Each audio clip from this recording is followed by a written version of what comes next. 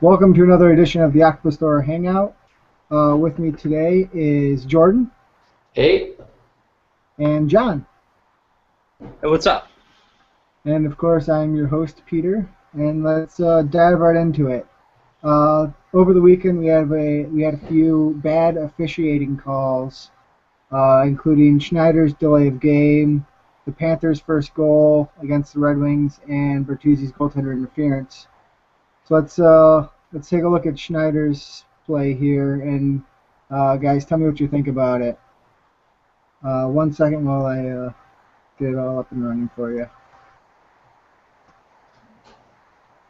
So here he is coming in. They called him for delay of game, playing outside the trapezoid, which he obviously didn't do, and it led to a very big goal for the Red Wings afterwards on the power play, which put the game out of reach for the Devils.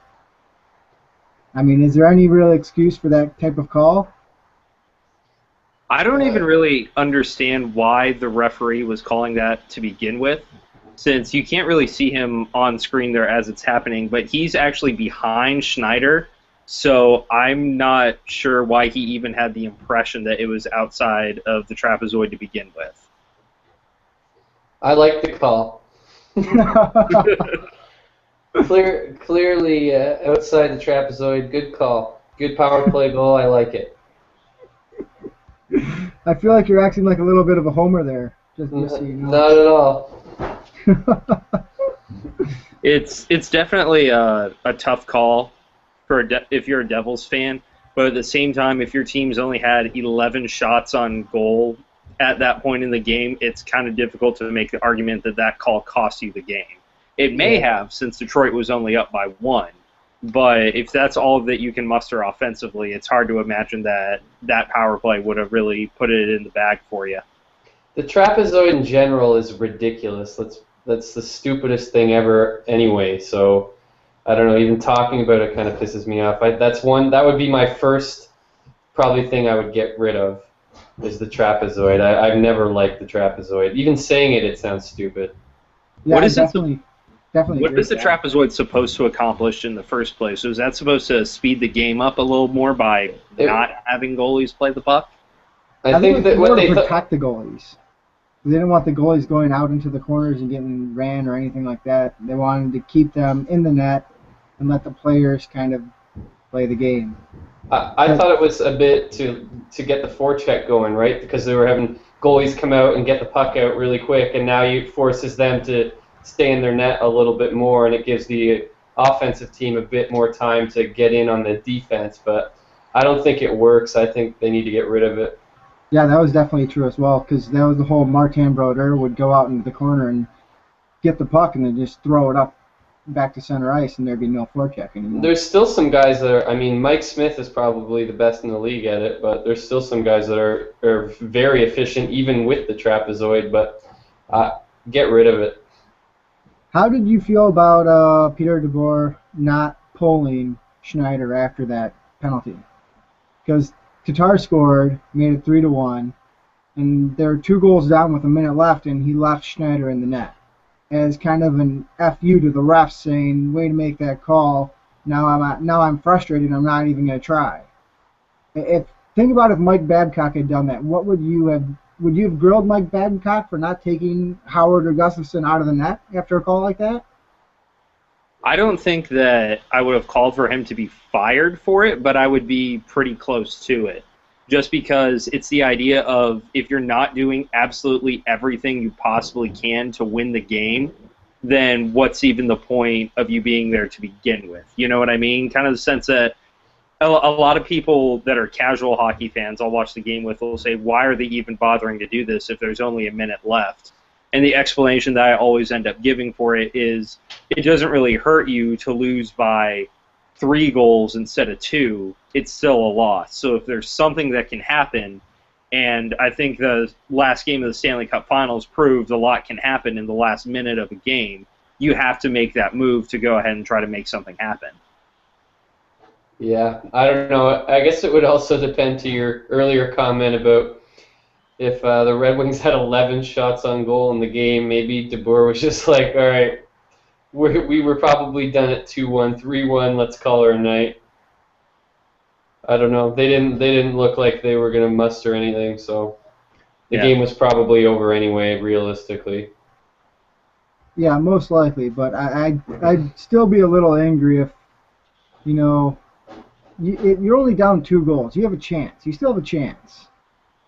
So I wouldn't be too happy if all of a sudden, you know, he just decided that he wasn't going to pull the goalie because, you know, now I'm pissed off. Yeah. Maybe if they had Damian Brunner in, they could have tied it. On that note, let's go look at the Panthers' first goal of the game on Saturday, and you guys can tell me what you think of that. So here we go, the start of the carrying the puck up. They get a nice shot on net.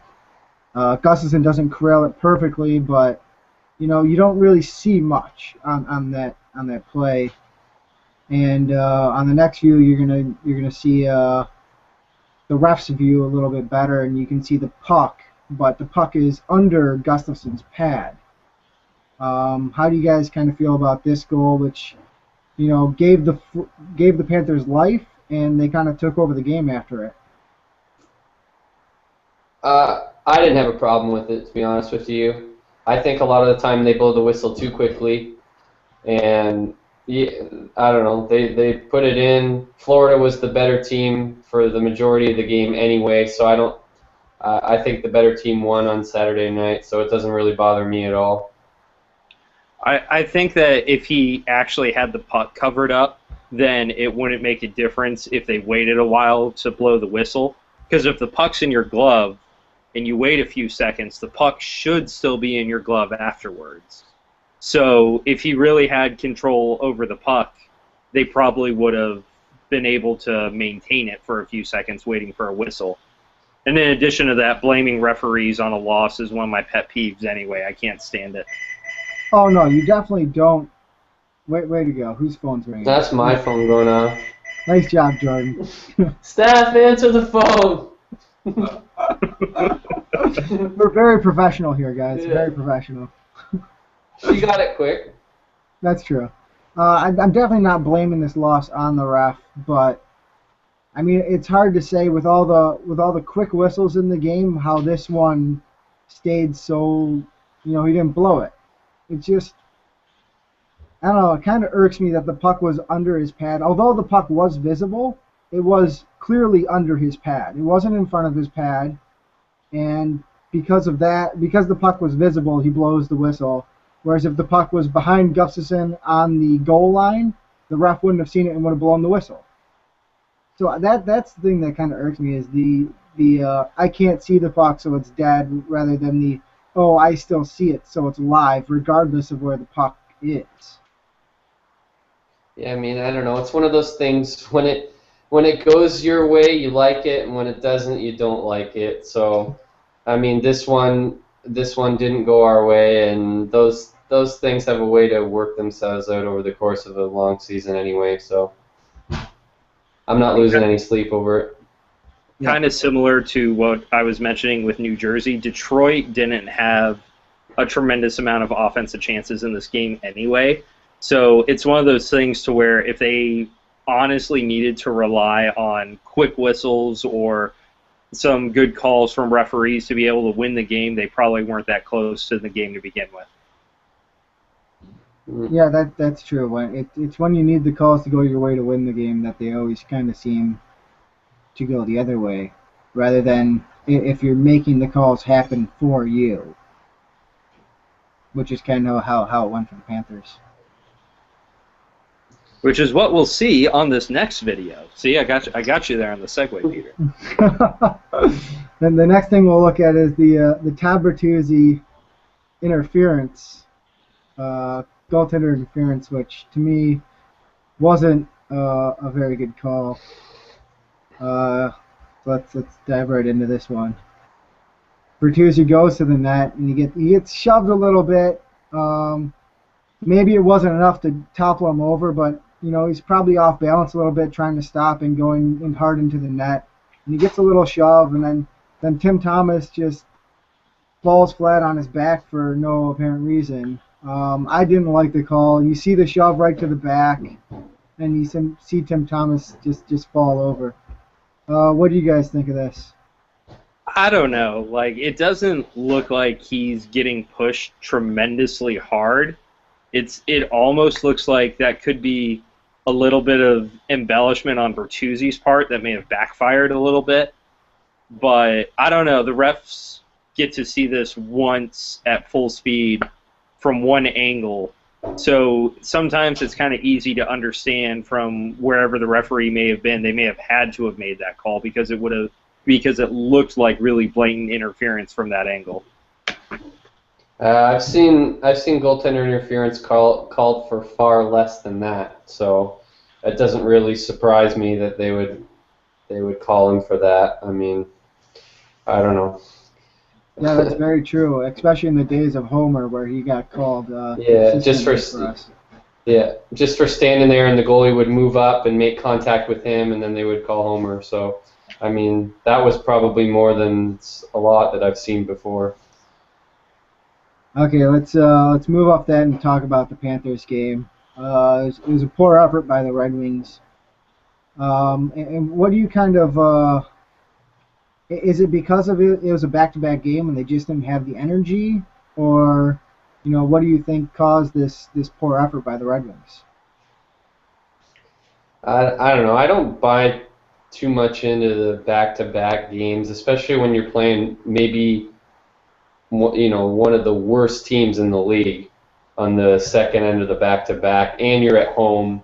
I mean, energy. I wouldn't chalk that up to energy.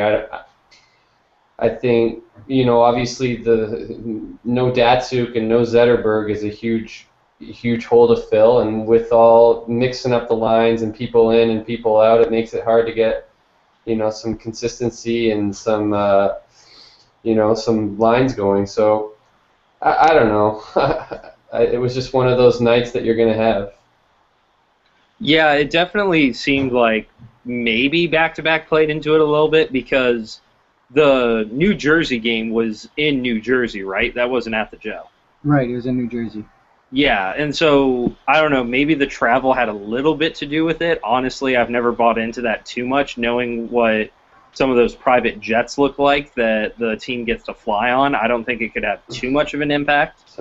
But I think that consistency has been a huge thing for them. And I wrote an article about this a little while ago about how the worst is yet to come, in the sense that when Detroit is struggling against teams like Winnipeg, Florida, the Islanders they had some trouble with, especially during that 7-game overtime loss streak. It really worries me for down the road when they start playing teams that are actually halfway decent. So I think that there's also the possibility that they don't show up for games against Florida as much as they would against, say, Boston. But it's really been frustrating this season. It's really hard to tell whether they're coming or going sometimes. Well, I think that's kind of been the way the Red Wings have been the past, I don't know how many years.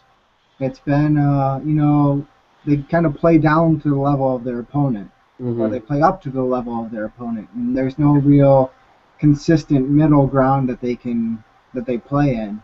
So that might have something to do with it, and I don't even know how you begin to fix that issue. But having Datsyuk or Zetterberg in the lineup probably helps. Maybe they got deep into the drinks on the flight home after celebrating the New Jersey win, and they were all hungover on Saturday. Oh, goodness. That would make more sense, actually. Let's not start these rumors, guys. The line that Mike Milbury used one time when they were coming back from a West Coast trip was blame it on the wives. Mm-hmm. So maybe that's who's responsible for this. Oh, goodness. Mike Milbury. Sometimes I don't know who comes up with the worst headlines. Is it Don Cherry or Mike Milbury?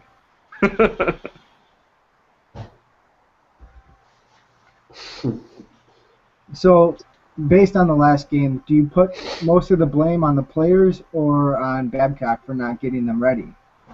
I mean, Babcock can only do so much as a coach, and the players have to play, but, the coaching does fall into how the players play. I agree with that statement in the sense that what we're used to seeing from Red Wings teams in the past is very much a puck possession system that just gets to be executed against most of the teams that you're playing against. I don't think that you need a tremendous amount of adjustments for some of these lower teams. Now, you might want to really adjust when you're going to play Pittsburgh, say. You're going to want Zetterberg to really shut down Crosby like he's become so used to doing. Or things among that. If you're going to play Chicago, you want to set up defensively a little bit, but I don't think you need that many adjustments from game to game or from team to team. So it's hard to place anything on Babcock for this, in my opinion. This one's on the team. They stunk. That's it. They didn't play well. They were lethargic. It was a stinker. I don't know. I don't blame Babcock for that. I don't know. Okay, let's jump right into Tuesday's game against the Panthers. Pavel Datsyuk is expected to play. What type of impact does he have for the Red Wings against the Panthers on Tuesday? Anytime you put Datsyuk in for Samuelsson, it's going to be a good game. Yeah. So easy and concise right there. I don't even know how Jordan's going to have anything to add to that. Well, I think his immediate, one of the big impacts that he's going to have right away is on the power play. Mickey mentioned it a bit on the broadcast. Is without Zetterberg and Datsyuk, they're really having people struggling getting the puck into the other zone. So Datsyuk is a guy who is really excels at carrying it in and kind of setting up the power play. So I think that's probably where you're going to notice him the most in his first game back. I know that John. depth scoring has been a real issue for the Wings this year in the sense that all throughout the season, it seems like 80 or 90% of the goals seem to be coming from that top line with Datsyuk and Zetterberg. So my concern is that with Datsyuk returning to the lineup, people like Nyquist or Tatar or Franzen might not be stepping up as much because they'll know that they can depend on someone else for scoring. They definitely filled that role well while Datsyuk and Zetterberg were out of the lineup, but I'm hoping they bring that same level of compete to the rink so that we're not going back to depending on one or two people for all of our offense again. Going back to the power play, I didn't even think about that, Jordan. Not only does Datsyuk do a great job of getting the puck in the zone, he does a great job of keeping the puck into the zone and kind of creating lanes to pass the puck or get shots on net by just outsmarting the defender and pulling him out of coverage. I think and their power play has not been good since Zetterberg left with his injury. And Datsyuk coming back could really help that lineup.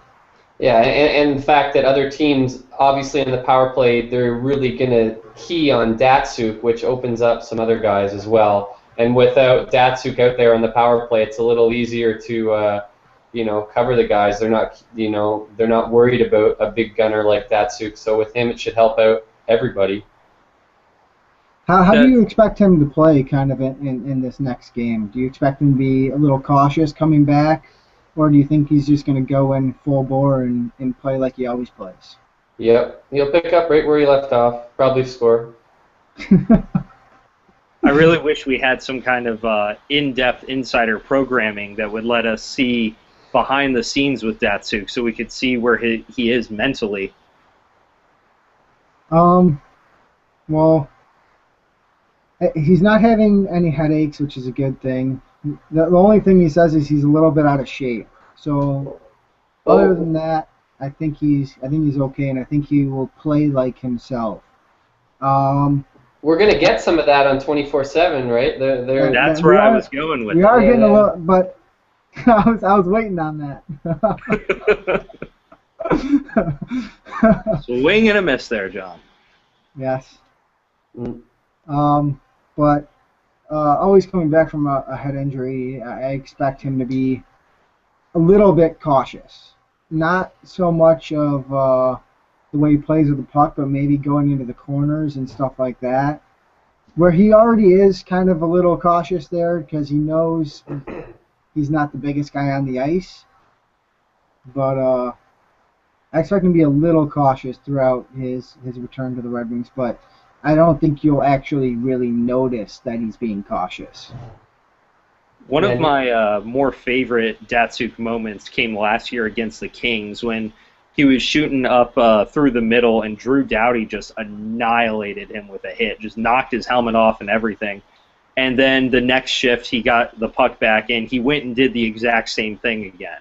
So I've always known Datsyuk to be kind of fearless in that sense, but at the same time, I don't remember him having a history of concussions, so this could be a really new experience for him. well, Yeah, he does yeah. have a head shaped like an egg, so I'm not surprised it got cracked. As far as I know, this is Datsuk's first concussion. But going about the Doughty thing, the one thing I always remember about him is going against Shea Weber, and he went up against him and he kind of got knocked down, got the puck stolen, then he got the puck back and kind of brought Weber in and then gave him a nice forearm to the chest and dropped him. Yeah, So yeah. this isn't the Sedins we're talking about. Datsyuk isn't a guy that you can intimidate. That's very true. Very I true. think Corey Perry found out the hard way when he tried to fight him. Oh God, that was a great moment. Great moment. Let's jump off Datsuk's injury and talk about Helm. He's going on the road trip to Florida, to Tampa Bay, and Miami for the Panthers game. Do you expect him to kind of play, or is this more of a, let's try and get him into some warm-ups, get him back, and then maybe when we're back at Joe Louis Arena, he'll be able to, or he'll be ready to go. I mean, they always use that phrase, hopeful, for the game. I figure if he doesn't play on Tuesday, he'll probably play the next game for sure. I think they said Darren Helm was tagging along as well, and they asked him if the weather had anything to do with that. And I don't think I'd blame him for tagging along if that was the case. If you get a chance to shoot down to Florida in the winter, you got to take it. Who were you talking about? I zoned out. I wasn't listening. Darren Helm returning to the lineup. Do you think he will come back on the Florida trip, or do you think even though he's going on the Florida trip, he won't come back until they're back in the Joe? I don't know. I hope he comes back sooner than later. He's been our best player for the last couple of weeks while he was out there. I mean, we could use him. Outside of Datsyuk and Zetterberg, I think you can make the argument that the individual that impacts the team the most is Darren Helm. Just especially on penalty kills, teams know that he can intercept a pass so quickly and just be on a breakaway before you even know what happened, that I think that teams have to adjust their power plays a lot, knowing if he's going to be on the ice or not. Yeah. So what do the Wings miss most when he's out? Do they miss the speed? Do they miss his tenacity on the penalty kill? I mean, he brings a lot to the lineup, energy-wise, and especially skill-wise this season with 7 goals. Something I don't think anyone really expected him to do after coming back from injury. So what do they miss the goals the most? Do they just miss him being out there? Do they miss the speed? What do they miss? I think they miss all the above, but I also think they miss having another quality center iceman when they're already missing Datsyuk and Zetterberg, 2 quality center icemen, and throwing Helm in there, there's another one. So up the middle, they're really thin at the moment. They have Franzen playing center who doesn't normally do that. So, a guy up the middle, that's probably what they're missing the most. Darren Helm used to be the most frustrating Red Wing for me because he'd use that ridiculous speed of his to intercept a puck and just get a shorthanded breakaway. Then he'd go to take a shot and completely miss the net. So the fact that he's bringing that level of offense with him makes him that much more dangerous of a player right now. And in that sense, I think that having that scoring depth could be what the Wings are missing the most right now. Like I said earlier, when all of your scoring is concentrated on one line, it isn't very hard to shut the team down. But when you can spread it out like that, opposing teams really have to be on their toes. I agree. Talking about scoring, let's talk about scoring against us. In that, Gustafsson and Howard. Gustafsson lost his first game in regulation on Saturday. Is there a goalie controversy in Detroit? On the Yahoo Contributor Network, Tom Mitsos had a really good article about that, which I'm kind of sharing up here right now. And he kind of made the argument in the sense that it might appear like that, but it definitely isn't the case. Because Jonas Gustafsson's basically doing everything you would want out of a backup, but that doesn't necessarily make him starting materials. In the sense that he stopped 11 shots against New Jersey. If a team can only muster 11 shots, I might have a chance of getting a team a victory from that. Hold on. Let's not get a little excited there, John. Let's not get excited. Yeah, I've never played goal, but yeah, it's the sense that Jonas Gustafsson's really improved from where he was. He's doing everything that you want from a backup, but let's not get crazy and jump ahead to him being the starter now. Yeah, I don't know. I think right now you go with the guy who's playing well. So long term, I don't think there's a goalie controversy, but right now, Gustafsson's playing well. Howard is not. So you put the guy in net that gives you the best chance to win. And for the last little while, actually for probably the majority of the season to this point, that guy's been Gustafsson. You know, the more I think about Chicago last season, where you had Ray Emery, who went 16-0-1, I believe, during the regular season. Yep. And Crawford, was so-so. But once they got into the playoffs, Crawford had, been rested so many games because of how well Emery was playing that he played that much better. And if that's kind of what happens this year for the Red Wings, then I'm all for it.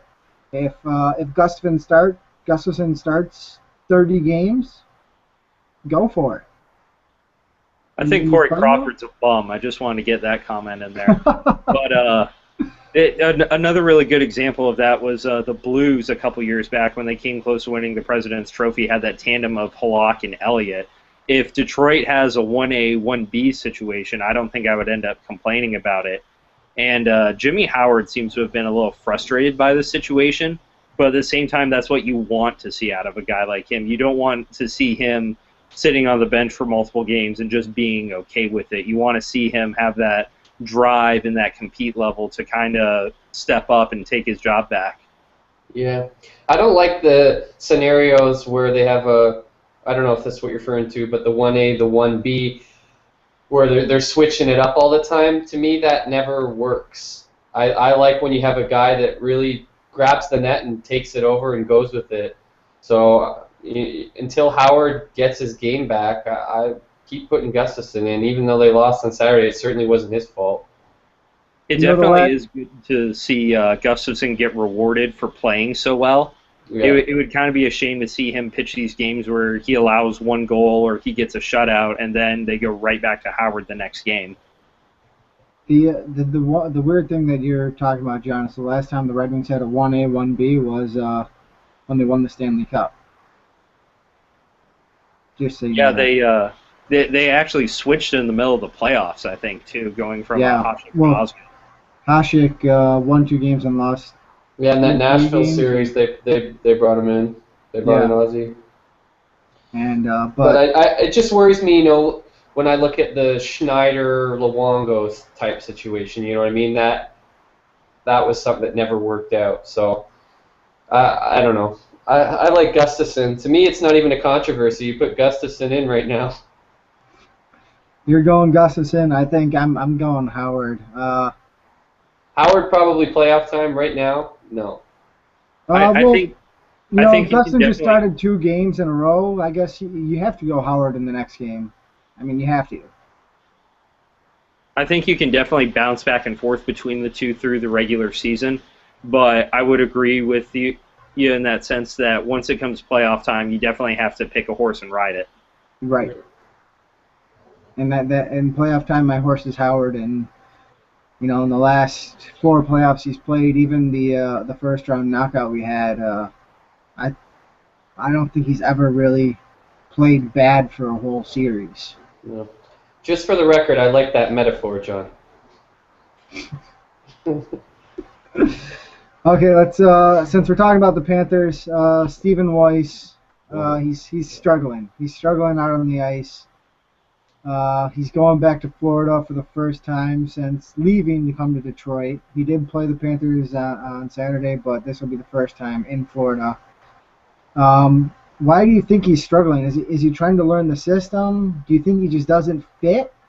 Or is he trying too much and just getting overwhelmed with everything? I just think he doesn't fit.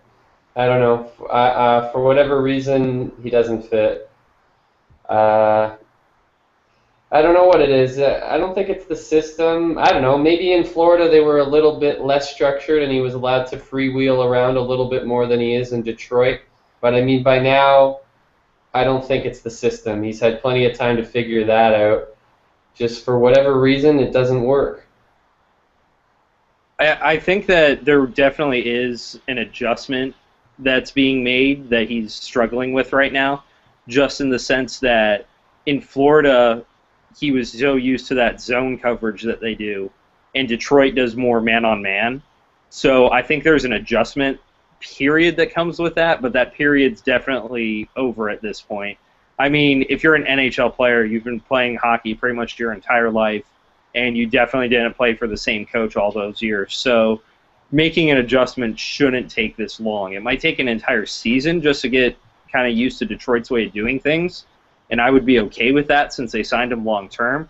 But at the same time, something's got to give at a certain point.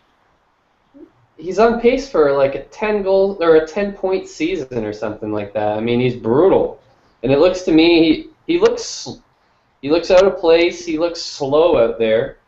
I don't know. He's not quick on the pucks. I don't know. I don't know. I guess if they had the magic answer to fix this problem, they would have by now. But I don't know if I'd call him slow. I mean, when he's out there with Daniel Cleary, I mean, I don't know how you call anybody slow other than Daniel Cleary. Well, there could be something to be said for his line mates, but at the same time, he started the year with Alfredsson and Franzen. If you can't make it happen with those two, I don't know what else you expect the team to be able to do. Well, yeah, well, the beginning of the season wasn't bad. He got 2 goals pretty quickly, and it kind of looked like he was gonna fit in perfectly, and then whatever happened, and he just didn't fit right at that moment, and he got kind of demoted again, and then he got hurt, and then he got demoted again. I mean, it's always rough coming into a new team, trying to fit into a new locker room with new players and try and learn how everybody else is playing. You don't have that comfort level yet with the players around you that he did in Florida. He was a bit comfortable down there. The system is different, the coach is different. Babcock's a little bit more hard-nosed and all that, but Weiss is a competitor, and at some point this season we'll see him turn things around. This is not how he's going to play for the entire season. It might take him half a season, it might take him 3/4 of the season, but by the end of the time and by playoff time, I think we're going to be seeing a different player. Because defensively, he's doing pretty much everything right. I don't think I can really ever fault him defensively, but so far he just can't get the offensive part of his game going. I mean, what are you predicting for him then? He's almost getting paid $5 million, and right now he has 4 points. So what are you thinking he's going to end up with? I think if he ends up with 40 at the end of his first season, I'm happy. And then the season after that will be the real test for him. And if that season he doesn't get over 50, around 60 points, then it'll be more of a disappointment than his first NHL season in Detroit. So do you have a cutoff date for him? If you think he's going to turn it around, is there a time where if he hasn't, you're going to go, okay, maybe he's not going to turn it around? What are you giving him? Next season. He gets a year. Just like I gave Quincy a year and I gave Gustafsson a year. I definitely don't have a problem giving him the entire season as a mulligan to kind of get his feet under him. Looking at a statistic here, I know stats never tell the entire story, but I think there's something to be said for it. Weiss only has 27 shots on goal. And to keep like kind of a comparison with it, Alfredsson has 54 and Franzen has 68. So he's definitely not shooting as much as it seems to be with his other line mates. There could be something said for the fact that he's not used to playing with other talented players, being that he has spent his entire career in Florida, and now that he has the opportunity to pass to more people, he's taking advantage of that more. So there is the possibility that if he knuckles down and starts shooting more, he'll start producing a lot more. Well, you can also, for those shots on net, the fact that he was on the fourth line for quite a long time, so that kind of messed with his shots on net. Yeah, I mean, I really hope it's not the case where we have to give him a mulligan for this year, because if he doesn't find his game this year, I really don't think that we can go real deep without him playing well. They need him to play well. So I hope we're not in the case where we're just chalking it up to a mulligan this year. He needs to find his game if Detroit's going to go on a run this year.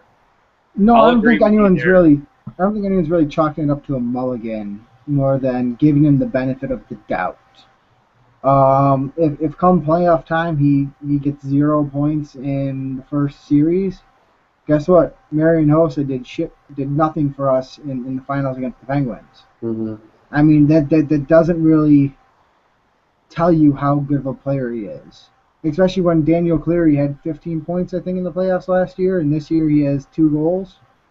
I mean... Yeah, I guess it's like beating a dead horse, but I guess the hard thing for a lot of fans to take right now is they're looking at Tampa Bay and seeing how well Valtteri Filppula is playing, and then they're looking at our guy and going, what were we thinking taking this guy? You know what I mean? A lot of people would probably go back and change that if they could, especially since, Filppula ended up getting $5 million. We gave Weiss 4.9, so I guess that probably plays into a lot of it as well. Well, let's put it this way: a lot of people were freaking out about Bruner in Tampa or in New Jersey when Alfredsson wasn't doing much at the beginning of the season. Now look where Bruner is. Yeah, I mean, well, I don't know. That could be true. I was a lot more disappointed to see Filppula go than Bruner, but still, I don't know. I hope you're right. Honestly, I hope you're right. I hope Weiss figures it out. There has been a lot of comparisons to Filppula, and I can see where it's difficult to see him producing and Weiss not. But at the same time, I think a lot of people would produce better with line mates like Stamkos and St. Louis. So there could be a lot to be said for that as well.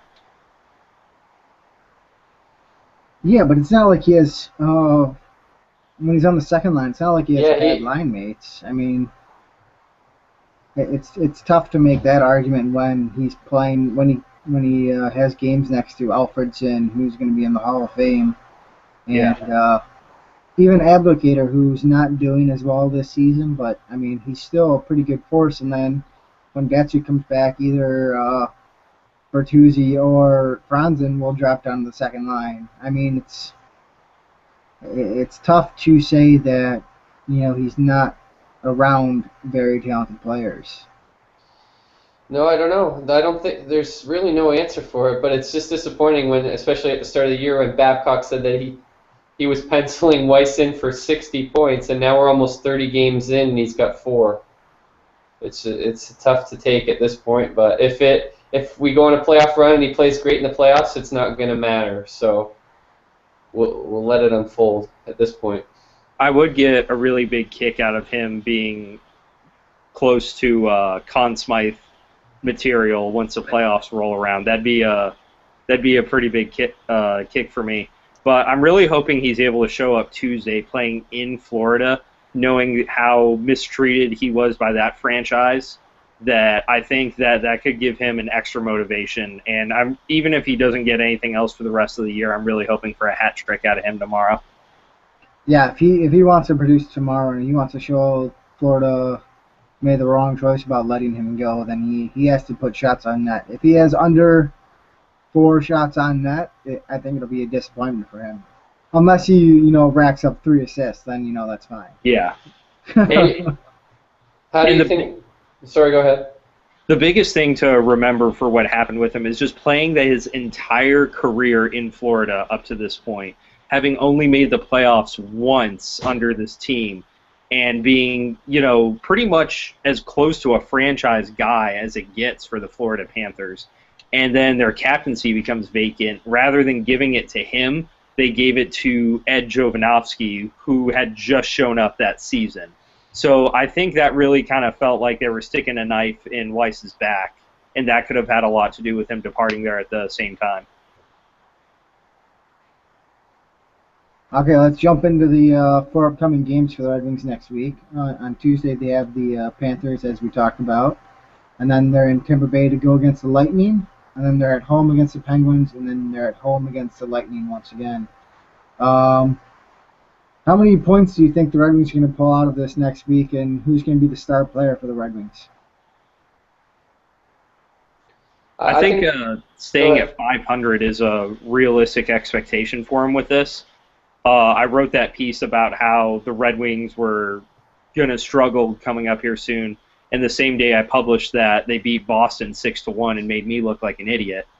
But I think going at 500 is probably a good expectation for them, and their best player is probably going to be whichever goalie they end up going with that gets them there. So you're saying 4 out of 8 points? Yeah, I think 4 is pretty realistic. A couple in overtime maybe, but given the quality of these teams and how Detroit's been doing this year, I'd be pretty satisfied with 4. I'll say 6. I'll say they win 3 of 4. Who are you picking to be your all-star in the Red Wings lineup over these games? I don't know. I like the way Nyquist and Tatar are playing. Those guys, I don't think, we talked about worrying if they're going to slow down when Datsyuk comes back. I don't see it. I think they're only going to get better from here. They look confident to me. I'm looking at those guys to keep on doing what they're doing. I think I'm going to go with 6 as well.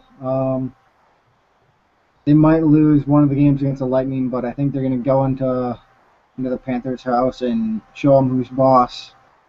And then I think they'll take out Pittsburgh.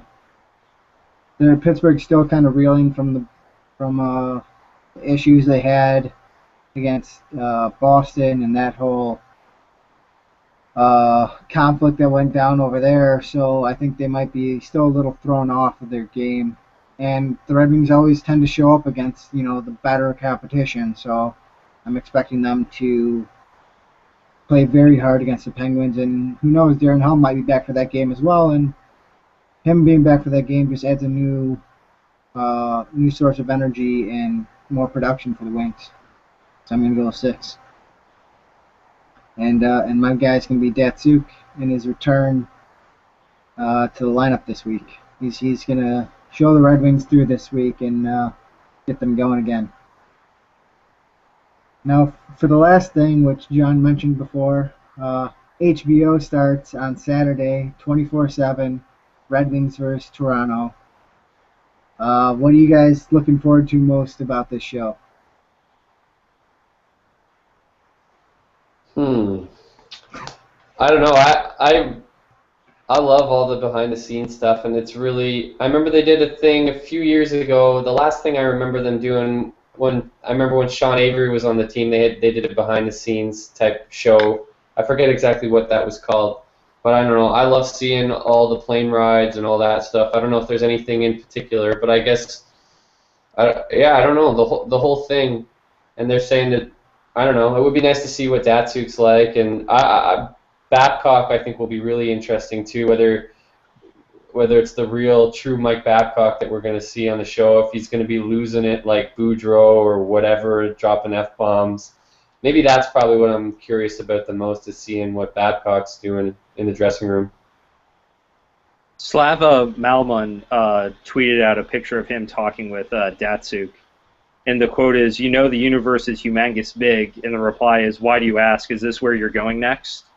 So it could be interesting to see if they keep Datsyuk in that kind of he's a Russian, so therefore he's weird kind of narrative. But personally, I'm looking forward to the day when HBO 24/7 is going to be out on DVD, because then I'll be able to watch it.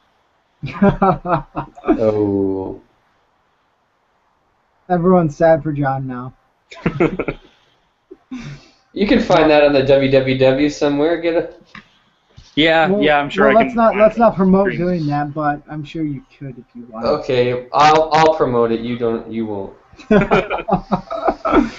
I think I'm definitely looking to how Datsyuk is portrayed and if they catch his wit on the show, because he's just so funny in a dry way, and it makes me laugh every time. And the other thing I'm kind of looking forward to is how they portray the Gustafson Howard debacle going on in the locker room right now and that stuff. Not that there is a debacle at all, and Howard's their number one goalie, but I just want to see how they would portray that happening at this moment. I think that'll be interesting to see. But Jordan, I think the thing you're talking about was the Lindstrom 38.